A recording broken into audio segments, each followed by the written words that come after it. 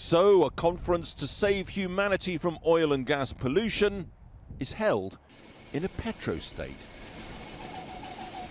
Azerbaijan, where the world's first oil well was sunk. Here in Baku, the capital, where the very air you breathe stinks of oil. It gives me great pleasure to declare open the 29th session of the Conference of the Parties. Last year's petrostate host Dubai duly handing on the baton. But cheer up, Europe's greenhouse gas pollution dropped last year by over 8% because of the switch to clean energy. Whatever climate summits, delegates and political leaders do or don't, and yes, whatever Donald Trump believes, there is an unstoppable green global revolution. Clean energy and infrastructure investment will reach $2 trillion in 2024, almost twice that of fossil fuels. The shift to clean energy and climate resilience will not be stopped. Our job So this is about incentivizing that, but also getting a deal for rich countries that caused the mess to finance poor ones to withstand it. Now, if you think that's charity, the conference was told, think again. An ambitious new climate finance goal is entirely in the self-interest of every single nation, including the largest and the wealthiest. But it's not enough to just agree on a goal. We must work harder to reform the global financial system. Tour the nation's pavilions here, and you quickly get a feel for who's leading and who's leaving climate diplomacy.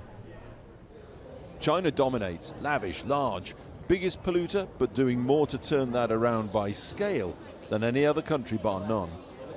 But meet America, small, quiet, yet the country that still pollutes more per capita than any other, and even under Biden, drills more oil and gas than ever. Representing the lame duck Democrat administration, John Podesta. While the United States federal government under Donald Trump may put climate action on the back burner, the work to contain climate change is going to continue in the United States with commitment and passion and belief. Oh, and the Brits, well, they're back in the game. Green transition Labour's economic centrepiece, mandated by electoral landslide, keen to make a mark. Protests here, just about. Silent, well-behaved, careful in a state listed as one of the more repressive and corrupt by human rights bodies. Azerbaijan imprisons government critics. Activist Greta Thunberg boycotting the country in protest at that and its expanding petro-economy.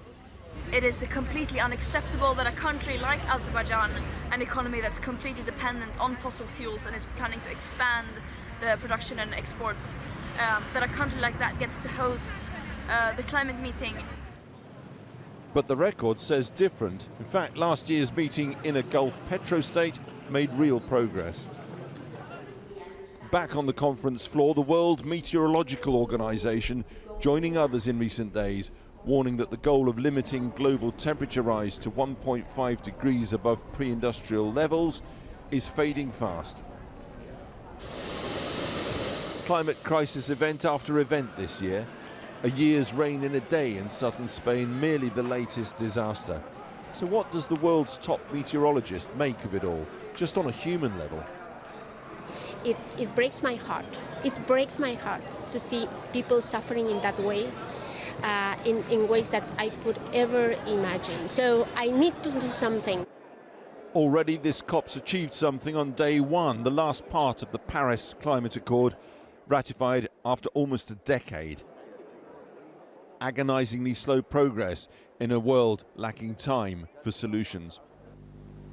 Well, as you said, one world leader, certainly a British leader, keen to be here, very keen to be here. That, of course, the Prime Minister, Keir Starmer, flew in tonight. Expect tomorrow a major announcement on the UK's NDC.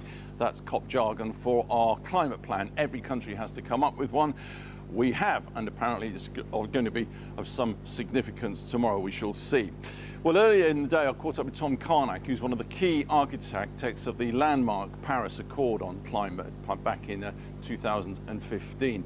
I asked him first off about the British President's renewed vigour on climate and our NDC, our climate plan. Well, I think it's incredibly significant to have a G7 country that's here making a nationally determined commitment, which will happen in the course of the coming week, that is truly on the more ambitious end of the spectrum. That sends a signal in an uncertain political environment that developed countries need to lead, they need to come forward with the ambition that gets us back on track in Belém. Oh, but say Donald Trump's going to come in, that's going to wreck everything. Is that really realistic, or is actually it's about so much more than one individual? Well, there's no point in denying that this is anything other than a heavy defeat for the climate agenda. It's clear that he is a climate denier, that the US is not going to be participating in a meaningful way in international forums, including the climate forums. That said, there's clear evidence that the US can continue to decarbonize under Donald Trump. These solutions are now economically beneficial and we'll continue to see them deployed. But we're going to have to wait and see how that manifests on the international stage. The US is incredibly important, but the world's going to have to get used to getting by without them. Now, a deal, frankly, for the rich countries to clear up the mess that we've caused to poor countries on climate. Trillions of dollars talked about being needed every year.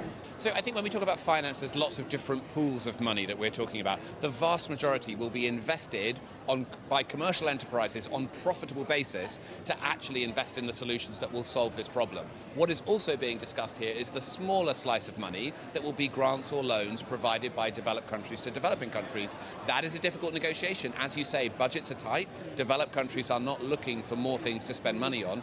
However, they do realise that we need to solve this problem, and part of the pathway is meaningful finance deals. So it's not going to be an easy negotiation, but hopefully within 2 weeks we'll have a path forward.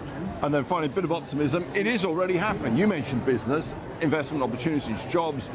Incentivising that is what COP's about, and it's happening. Look at the EU fall in emissions in 2023. Yeah. So look at where we are now compared to 10 years ago when we signed the Paris Agreement, right? In those days, we said one day the solutions to climate will be more economically beneficial than the incumbents. Now that's true. Now we're seeing exponential deployment of solar, of wind, of batteries. This is a completely different world we're in, and people who want to make money, frankly, that's something we should applaud, are now in on the game. That is not going to stop. That needs to be accelerated, but we're in with a really good chance to deal with this issue based on the underlying economics.